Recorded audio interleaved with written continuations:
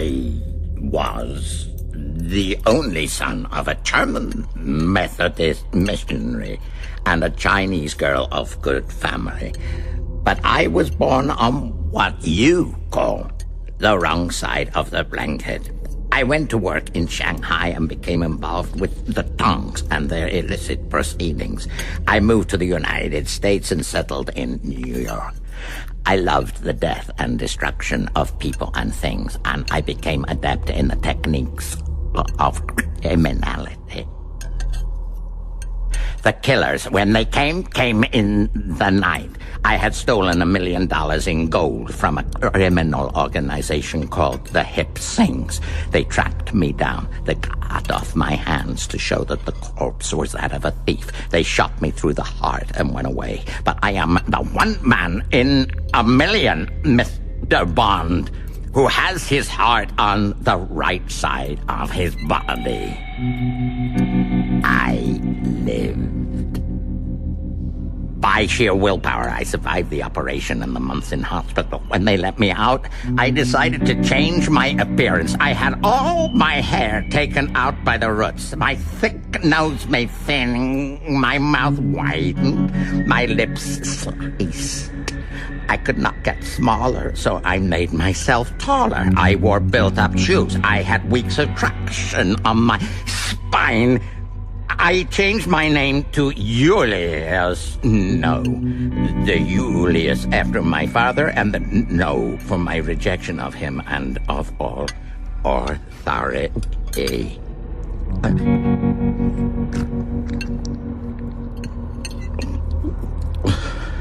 How are your lamb cutlets, Mr. Bond? Fine. And your chicken a l'anglaise? It's very good, thank you. Good. And so, my next task was to find a suitable site for my headquarters. It had to be an island. It had to be entirely private. It had to be capable of industrial development. I have been here for 14 secure and fruitful years. And then one day, I got a letter from the Audubon Society. A letter about these wretched birds, these roseate spoonbills. The Society gave me formal notification that they intend to build a hotel on their leasehold. Mr. Bond, can you believe it? The privacy I had achieved, the plans I had for the future, all this to be swept aside by the idiotic Audubon Society and their stupid birds. I sent to Florida for a marsh buggy, a vehicle that is used for oil prospecting that will cover any kind of terrain. I adapted it to frighten and to burn not only birds, humans as well. One night in December, I sent the buggy across the lake. It smashed through the camp. Both wardens were reported killed. The one, it turned out, escaped to die in Jamaica. It burned the nesting place. The spoonbills died in their thousands. The Audubon Society demanded an investigation. I decided to agree. 2 officials were sent in an aeroplane. An accident was arranged. The bodies were placed reverently in coffins, and I reported the tragedy. Privacy was re-established. There are now no roseate spoonbills, so there will be no wardens. There will be no more interference. Strangways and the girl. What happened to them? Yes. Well, your Mr. Strangways became suspicious and started ferreting about. He and the girl are 50 fathoms down at the bottom of the Mona Reservoir. I sent 3 of my best men. As for you, well, I knew what type of man you were thanks to the files Miss Tarot removed from the king's house. I guessed that the fly would come to the spider. When your canoe showed up on the radar screen, I knew you would not get away. Your radar is not very efficient. There were 2 canoes. The one you saw was the girl's. She's nothing to do with me. Then she is unfortunate. I happen to be needing a white girl for a small experiment. As we agreed earlier, Mr. Bond, one generally gets what one wants. Then you're out of luck, Dr. No. If I fail to return from Crab Key within 3 days, London will be alerted. I wonder if that is true. I rather doubt it. Because of the girl, and only because of her, I'll strike a bargain. In exchange for our safe return to Jamaica, you may have a week's start. Take your aeroplane and try to get away. Oh, the police come and the soldiers come. Where is your evidence, your search warrant? Please go away and leave me in peace. Have you anything else to say? Why, you both have a busy night ahead of you, and I must get my sleep. The monthly ship from Antwerp is putting in tomorrow, and I have the loading to supervise. You said this place is your headquarters.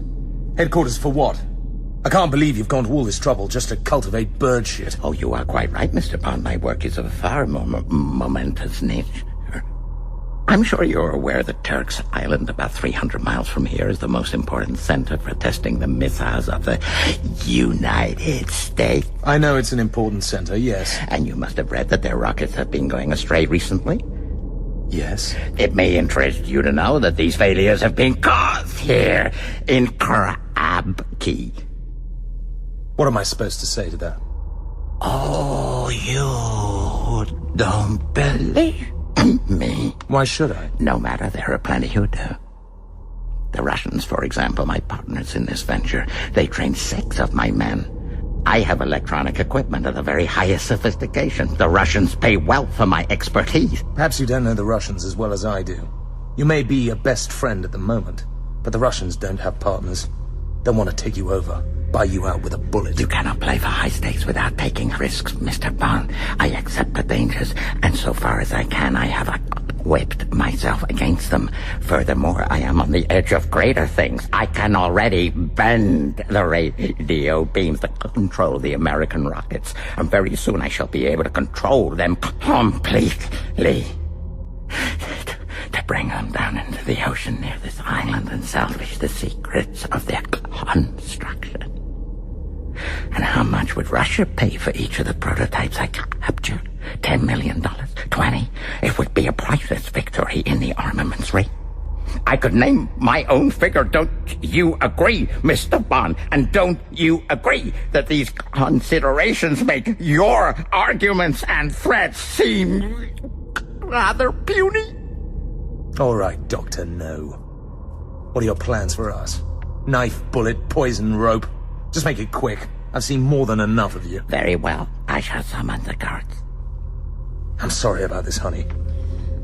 Well, it hurt. Of course it will hurt.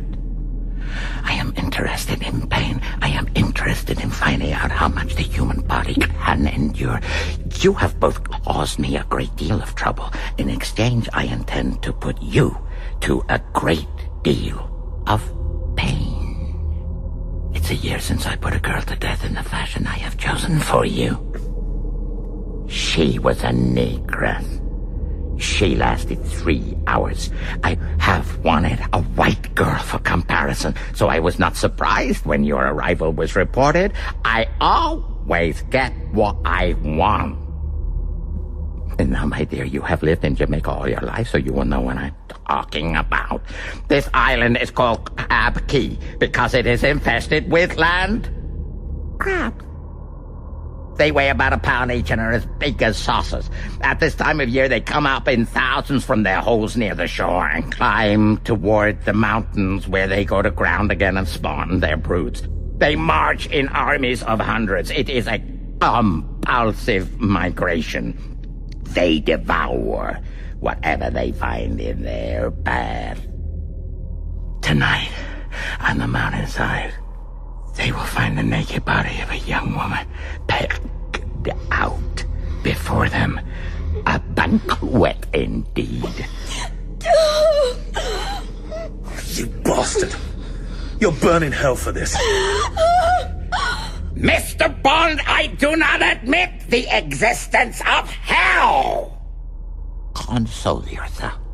Perhaps they will start at the throat or the heart. The movement of the pulse will attract them.